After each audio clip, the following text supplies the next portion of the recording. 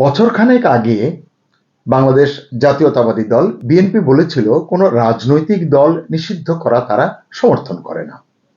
কিন্তু কয়দিন আগে তারা ক্ষমতায় এলো, সেই ক্ষমতায় এসেই এখন ঠিক উল্টো পথে হাঁটছে তারেক রহমানের সরকার।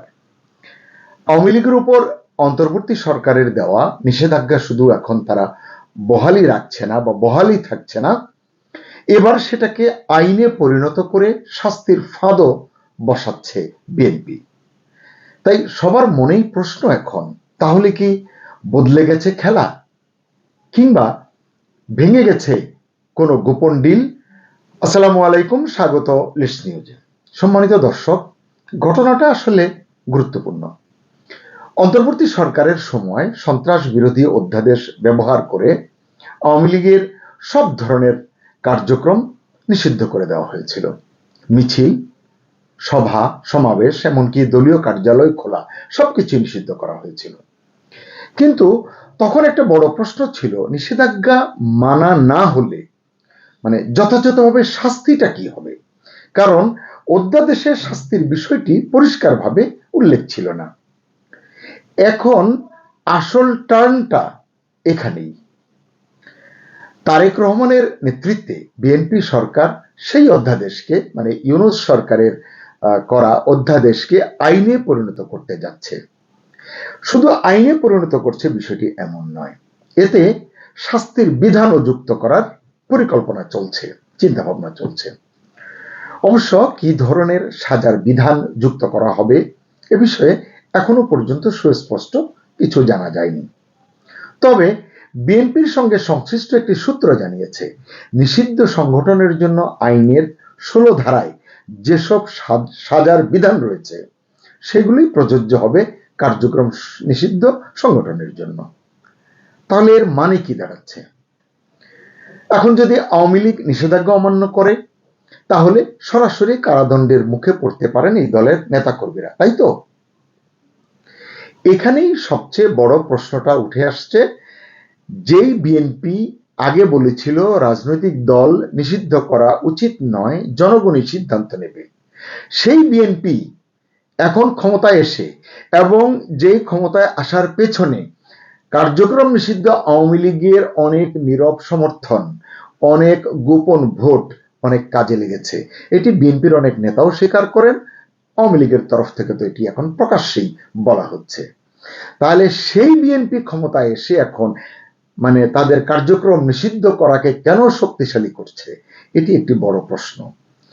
এটি কি আসলে শুধুই কৌশল, রাজনীতির কোনো কৌশল, নাকি বিএনপি সত্যি সত্যি উল্টে গেল বা বদলে গেল বা ইউটার্ন নিল? এই পুরো ঘটনাটি আরো ইন্টারেস্টিং হয়ে ওঠে যখন আমরা সাম্প্রতিক কিছু কূটনৈতিক প্রেক্ষাপট দেখি বা বিশ্লেষকরা এটি নিয়ে যখন কথা বলেন। কারণ এটি এমনি বিভিন্ন জায়গায় শোনা গেছে, আপনারাও শুনেছেন, যে ভারতের সঙ্গে একটি গোপন সমঝোতার ভিত্তিতে আওয়ামী লীগকে আবার রাজনীতিতে ফিরিয়ে আনার সুযোগ তৈরি হতে পারে, এরকম নানাবিধ সমীকরণের ভিত্তিতে তারেক রহমান ফিরতে পেরেছেন। কারণ 29 নভেম্বর 2025 তিনি সোশ্যাল মিডিয়া একটি পোস্ট দিয়ে বলেছিলেন যে তার দেশে ফেরার বিষয়টি তার একার উপরে নির্ভর করে না। সেই তিনি যখন 25 ডিসেম্বর দেশে ফিরলেন, অনেকের মনেই এটি প্রশ্ন হিসেবে এসেছে, এবং এক ধরনের সমাধান এরকম হয়েছে যে নিশ্চয়ই ভারতের ইতিবাচক সিগন্যাল পেয়ে তারেক ফিরেছেন। কারণ বেগম খালেদা জিয়ার মৃত্যুর পর ভারত সরকারের তরফ থেকে যেই ধরনের কূটনীতিতে দুতিয়ালি করা হয়েছে, হাত বাড়িয়ে দেয়া হয়েছে কূটনীতিতে, যেটা ইউনূস সরকারের সময় ছিল না, এসব কারণে এটা মনে হয়েছে। প্রধানমন্ত্রী নরেন্দ্র মোদী ভারতের, তিনি যেভাবে চিঠি লিখেছেন, তার প্রতিনিধি পাঠিয়েছেন, তারেক রহমানকে সপরিবারে দাওয়াত দিয়েছেন ভারত সফরের, সব মিলিয়ে মনে হতে পারে যে আসলেই ভারতের একটা সমঝোতা ছিল, ভারতের সঙ্গে একটা সিগন্যাল পেয়ে তিনি কিন্তু এসেছেন। তো সেরকম একটা প্রেক্ষাপটে তাহলে এই দিকে যাচ্ছে কেন, সেটি আমি আলোচনা করব।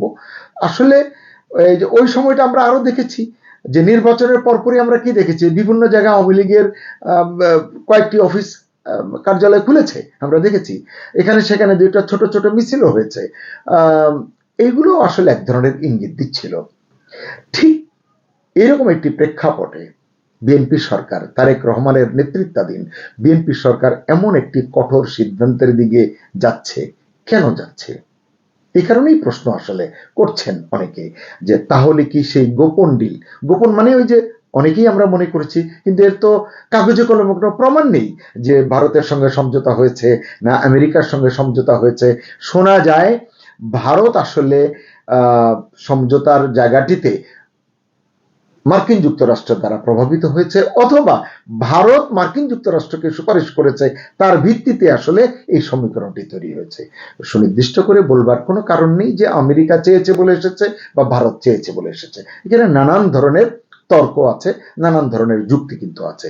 যাই হোক, সেই আলোচনাটি আমি আর বিস্তারিত করতে চাই না। কিন্তু প্রশ্ন যেটি উঠছে যে আসলে এটি এই যে গোপন ডিল বলা হচ্ছে, যেহেতু কেউ জানতো না, তো সেটি ভেঙে গেছে কিনা, যদি ভেঙে যায় তার কারণ কি, নাকি এটা শুধুই চাপ তৈরি করার কৌশল, যে এদিকে কঠিন করবে, পরে ধীরে ধীরে ধাপে ধাপে যাতে বিএনপিকে কেউ দোষারোপ করতে না পারে, তারেক রহমানকে যেন কেউ আঙুল তুলতে না পারে যে না সত্যিই তো আপনি সমঝোতা করে এসেছেন, সমঝোতার প্রতিদান আপনি দিচ্ছেন। হতে পারে, কেউ বলতে পারে না। রাজনীতিতে আসলে শেষ কথা বলে কিছু নেই, আর বাংলাদেশের রাজনীতি নিয়ে আসলে ভবিষ্যৎবাণী করা সত্যি দুরূহ, সত্যি কঠিন। এদিকে আমরা যদি দেখি যে সামনে আরেকটি গুরুত্বপূর্ণ ইভেন্ট আছে, সেটি কি, আগামী 7 এপ্রিল পররাষ্ট্রমন্ত্রী খলিলুর রহমান দিল্লি সফরে যাচ্ছেন। সেখানে ভারতের শীর্ষ পর্যায়ের কর্মকর্তাদের সঙ্গে তার বৈঠক হবে এরকম কথা জানা যাচ্ছে। এর ভিতরে ভারতের পররাষ্ট্রমন্ত্রী এস জয়শঙ্করের কথা বলা হচ্ছে, আরো কয়েকজন কেন্দ্রীয় মন্ত্রী এবং জাতীয় নিরাপত্তা উপদেষ্টা অজিত দোভালের সঙ্গে তার বৈঠক হওয়ার কথা। মানে অজিত দোভালের বিষয়টি এই জন্য আসছে, এর আগে মানে যখন জাতীয় নিরাপত্তা উপদেষ্টা ছিলেন খলিলুর রহমান ইউনূস সরকারের, তখন তিনি গিয়েছিলেন এবং অজিত দোভালের সঙ্গে তখনকার তার বৈঠকে বেশ কিছু গুরুত্বপূর্ণ সিগন্যাল কিন্তু পাওয়া গিয়েছিল বাংলাদেশের রাজনীতির বিষয় নিয়ে। এসব কারণে এবারও বৈঠকটি হবে এবং সবাই ধারণা করছিলেন সেই বৈঠকে, মানে 7 তারিখে 1টা 2টা 3টা যে কয়টা বৈঠক হোক না কেন, এই বৈঠকে যেসব আলোচনার ইস্যু আগে থেকে নির্ধারণ করে রাখা হয়েছে, মানে যেগুলো অফিসিয়াল, যেগুলো সরকারি, এর বাইরেও আওয়ামী লীগের উপর থেকে নিষেধাজ্ঞা প্রত্যাহারের বিষয়টি, দেশে আওয়ামী লীগের পুনর্বাসন বা কার্যক্রম চালু করার বিষয়টি, শেখ হাসিনার প্রত্যাবর্তনের বিষয়টি, তার নামে যেসব মামলা রয়েছে, তার যে শাস্তি রয়েছে, সেসব বিষয়, এসব বিষয় একটা সুরাহার, একটা ইঙ্গিত বা আভাস, এবং রাজবন্দী যারা রয়েছেন তাদের বিষয়ে একটা ফয়সালা হবার প্রত্যাশা অনেকের মধ্যেই তৈরি হয়েছে। আওয়ামী লীগের নেতাকর্মীদের মধ্যে তো হয়েছেই, যারা আওয়ামী লীগ করেন না কিন্তু রাজনীতির খোঁজ খবর রাখেন, তারাও মনে করছিলেন যে এরকম একটি ইতিবাচক দিকে বাংলাদেশের রাজনীতি যাবে। সবচেয়ে বড় কথা হচ্ছে এখানে অন্তর্ভুক্তিমূলক রাজনীতি। ভারত চেয়েছিল অন্তর্ভুক্তিমূলক নির্বাচন, সেটি হয়নি। তারপরও ভারত এখানে ধরেন যে রাগ না করে, অভিমান না করে, তারা হয়তো চেয়েছে, যেটুকু জানা গেছে বিভিন্ন সূত্র থেকে, যে তারেক রহমানকে অন্তর্ভুক্তিমূলক রাজনীতি করবার বিষয়টিতে তারা সুস্পষ্ট অঙ্গীকার বা তার কাছ থেকে প্রতিশ্রুতি চেয়েছিল, তেমন তিনি দিয়েছেন এমনটি জানা যায়। প্রমাণ নেই, তাই এর বেশি আর মন্তব্য করা সমীচীন নয়। তো এই যে অন্তর্ভুক্তিমূলক রাজনীতির প্রসঙ্গটি, এটি হালে আমরা দেখছি জাতিসংঘ বলুন, বিভিন্ন জায়গা থেকেও কিন্তু এই আলোচনাগুলো হচ্ছে, এবং আমরা নিশ্চিত যে আগামী দিনে মার্কিন যুক্তরাষ্ট্র বলুন, অন্যান্য যারা বলুন, ইউরোপীয় ইউনিয়ন বলুন, সবাই আসলে অন্তর্ভুক্তিমূলক রাজনীতির পক্ষেই তারা কথা বলে থাকেন, আগামীতেও হয়তো আরো স্পষ্ট করে বলবেন। কিন্তু যদি শাস্তির বিধান করে, আইনে পরিণত করে সত্যি সত্যি আওয়ামী লীগের ফেরার পথটাকে সংকুচিত করা হয় বা দেয়াল তুলে দেওয়া হয়, তখন আসলে কি হবে? এই কারণে বলা হচ্ছে যে বিএনপির যে এমন ইউটার্ন, যে কথিত অধ্যাদেশকে আইনে পরিণত করার উদ্যোগ, এটা তো আসলে গোটা বিষয়টাকে, যে কথাগুলো বললাম, অন্য খাতে ঠেলে দেবে বলে অনেকে মনে করছেন। অনেকে কি, সবাই আসলে মনে করছেন, বিএনপিরও নেতা কর্মীরা মনে করছেন যে এটি আসলে বিএনপির যারা সুস্থ চিন্তা করেন যে না আসলে একটি দলকে, আওয়ামী লীগের মতো একটি দলকে একেবারে খেলার মাঠ থেকে সরিয়ে রেখে রাজনীতি করে খুব বেশি দূর অগ্রসর হওয়া যাবে না, এমন চিন্তা যারা করেন, তারা আসলে এই ধরনের মতকে সমর্থন করেন বলে আমার মনে হয়। আসলে বিএনপি সরকারের এই যে কঠোর অবস্থান, এটা আসলে পুরো কূটনৈতিক সমীকরণটাই নতুন করে প্রশ্নের মুখে ফেলে দিয়েছে। কারণ এখানে আরেকটি বিষয় আমি বলতে চাই, সেটি হচ্ছে আপনারা ইতিমধ্যেই জেনেছেন, প্রধানমন্ত্রী তারেক রহমানের সহধর্মিণী জুবাইদা রহমান তিনি যুক্তরাষ্ট্র সফরে গিয়েছেন। গণমাধ্যমে যেটি আমরা দেখেছি বা আমাদের জানানো হয়েছে যে তিনি মার্কিন ফার্স্ট লেডি মেলানিয়া ট্রাম্পের একটি গ্লোবাল সামিটে অংশগ্রহণ করবার জন্য গিয়েছেন। ঠিক আছে, তিনি সেখানে অংশ নিয়েছেন, কথা বলেছেন, এবং পররাষ্ট্রমন্ত্রী খলিলুর রহমানও তৎপর রয়েছেন মার্কিন যুক্তরাষ্ট্রে। কারণ কি, সেটি যেটি জানা গেল যে এর আগে তারেক রহমানের নামে এফবিআইয়ের যে সমস্ত অভিযোগ ছিল তার ভিত্তিতে তাদের যে অবস্থান, সেটির কারণে তারেক রহমান সরাসরি মার্কিন যুক্তরাষ্ট্রের সঙ্গে ঘনিষ্ঠ হতে পারছেন না, বা সেই দিকটি নিয়ে তিনি খুব বেশি অগ্রসর হতে পারছেন না। যে কারণে অনেকে বলছেন যে তিনি ভারতকেও চটাতে চাচ্ছেন না, তিনি মার্কিন যুক্তরাষ্ট্রকে যতক্ষণ পর্যন্ত নিজের সম্পর্কের সমীকরণের মধ্যে আনতে না পারছেন, এবং বিশেষ করে জুবাইদা রহমান এবং খলিলুর রহমান আপ্রাণ চেষ্টা করছেন এফবিআই কে বুঝিয়ে, এবং তারা এই সফরে জেমস এফ মরিয়াটি, যিনি বাংলাদেশে রাষ্ট্রদূত ছিলেন, তার সঙ্গে দেখা করেছেন বলে একটি তথ্য নিশ্চিত করেছে। এবং এই জেমস এফ মরিয়াটি আসলে তারেক রহমানের বিরুদ্ধে, তিনি যে একজন বিপজ্জনক মানুষ, গণতন্ত্রের জন্য ক্ষতিকর মানুষ, তার বিরুদ্ধে অভিযোগটি কিন্তু জেমস এফ মরিয়াটি করেছিলেন। যে এটি নিয়ে হয়তো যদি সুযোগ পাই অন্য সময় কথা বলবো। তার মানে কি, এদিকে মার্কিন যুক্তরাষ্ট্রের সঙ্গে সম্পর্ক ঘনিষ্ঠ করবার চেষ্টা চলছে, এইদিকে ভারতকে বলা হচ্ছে ধরি মাছ না ছুঁই পানি, তাদের সঙ্গে আছি এরকম করে, এরকম মনে হচ্ছে প্রেক্ষাপটটি। আমি আরো দু একটি কথা বলবো, তাতে আমার এই যে অভিযোগটি বিভিন্ন মহল থেকে শুনছি সেটি আসলে প্রতিষ্ঠিত হতে পারে বা প্রমাণিত হতে পারে।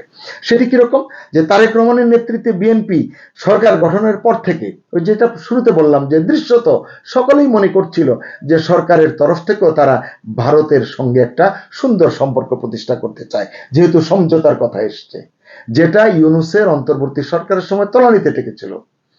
এবং ইউনূস ভারতকে সরাসরি শত্রু জ্ঞান করে কথা বলেছেন, বিবৃতি দিয়েছেন, আমরা দেখেছি। উল্টো পাকিস্তানের দিকে তার সরকারের হাত তিনি বাড়িয়েছিলেন, তিনিও এগিয়ে গিয়েছিলেন। এখন দেখা যাচ্ছে চূড়ান্ত মূল্যায়নে তারেক রহমান ও পাকিস্তান প্রেম হয়তো ছাড়তে চাইছেন না। এটি যুক্তির প্রেক্ষাপটে আমি কথাটি বললাম। এবং কূটনীতিকদের কেউ কেউ বলছেন যে ভারতকে তিনি পাশে চাইছেন, তারেক রহমান ভারতকে পাশে চাইছেন, ভারতের সঙ্গে সম্পর্ক গড়তে চাইছেন ধরি মাছ না ছুঁই পানি করে, কিন্তু তিনি পাকিস্তানকে আসলে বুকে আগলে রাখতে চাইছেন, এরকম একটি কথা কিন্তু আছে কারো কারো মনে। এবং এটা যদি সত্যি হয়, সুপ্রিয় দর্শক, আমি বলছি আপনাদেরকে, বাংলাদেশের আগামী দিনের রাজনীতি এবং তারেক রহমানের সরকারের ভবিষ্যৎ, তারেক রহমানের রাজনৈতিক ভবিষ্যৎ কিন্তু প্রশ্নের মুখে, হুমকির মুখে পড়তে পারে। কারণ এটি নিয়ে ইতিবাচক কোনো মন্তব্য এখনই করছেন না কোনো রাজনৈতিক বিশ্লেষক, এমনকি কোনো কূটনীতিকরাও। তারেকের পাকিস্তানের প্রতি কিছুটা ঝুঁকবার সুনির্দিষ্ট কারণ আমি এখন বলতে পারছি না, বা কেউ বলতে পারছেন না বা চাইছেন না। তবে সদ্য ভারত ঘুরে আসা আমাদের যিনি সেনাবাহিনীর, আমাদের যে ডিজিএফআই এর প্রধান, ভারত ঘুরে এসেছেন আপনারা জানেন, এবং তিনি ইতিমধ্যেই পাকিস্তানে গেছেন, পাকিস্তান থেকেও তিনি ঘুরে এসেছেন। এই যে তারেক রহমান তাকে পাকিস্তানে পাঠালেন, এটিও সংশ্লিষ্টদের মনে বড় প্রশ্ন তৈরি করেছে। একই সঙ্গে আশঙ্কাও যুক্ত হয়েছে এখানে। সেটা কি, পাকিস্তান সফরকালে ডিজিএফআই প্রধানের সঙ্গে নাকি আইএসআই প্রধানেরও বৈঠক হয়েছে। আমি এই বিষয়টির সত্যতা নিশ্চিত করতে পারছি না, কারণ এটি যথাযথভাবে যাচাই করা সম্ভব হয়নি, কিন্তু অভিযোগটি এমন উঠেছে।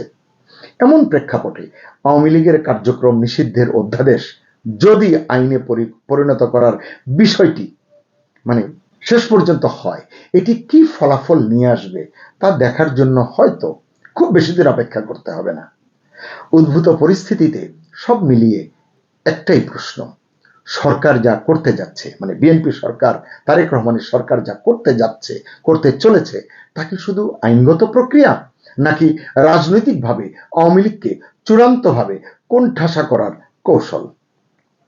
এই সিদ্ধান্ত বাংলাদেশের রাজনীতিকে কোন দিকে নিয়ে যাবে? সুপ্রিয় দর্শক, আপনার কি মনে হয়? আপনি আপনার মতামত কমেন্ট বক্সে, কমেন্ট সেকশনে জানাতে পারেন। সবার জন্য শুভকামনা। আল্লাহ হাফেজ।